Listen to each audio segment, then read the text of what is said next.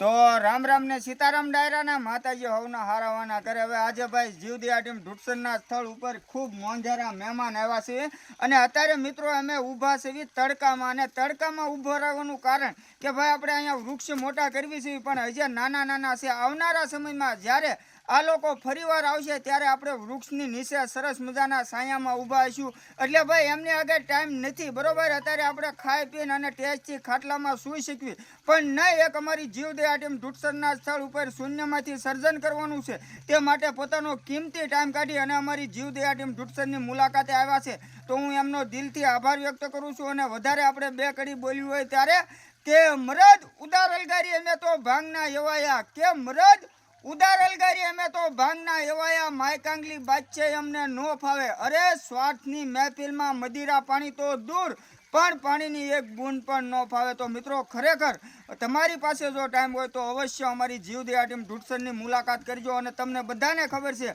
કે ભાઈ આપણે તમામ વિડીયો જય બજરંગી ફેસબુક પેજ તેમજ ઇન્સ્ટાગ્રામ આઈડી આપણી જીવદયા ટીમ ઢુકસર, અને હવે આપણે યુટ્યુબમાં પણ વિડીયો મૂકવાનું ચાલુ કર્યું છે. એમાં આપણી ચેનલનું નામ છે કાળુભાઈની મોજ. અને તમને બધાને ખ્યાલ હોવો જોઈએ કે આપણે અહીંયા પક્ષીઓ માટે કાર્ય કરવી છીએ, એટલે કે છોડમાં રણછોડ બરોબર. વૃક્ષ એ ભગવાનનું રૂપ છે. તો તમને મોજ આવે તો લાઈક કોમેન્ટ કરજો. બાકી ડાયરાને રામ રામ ને સીતારામ.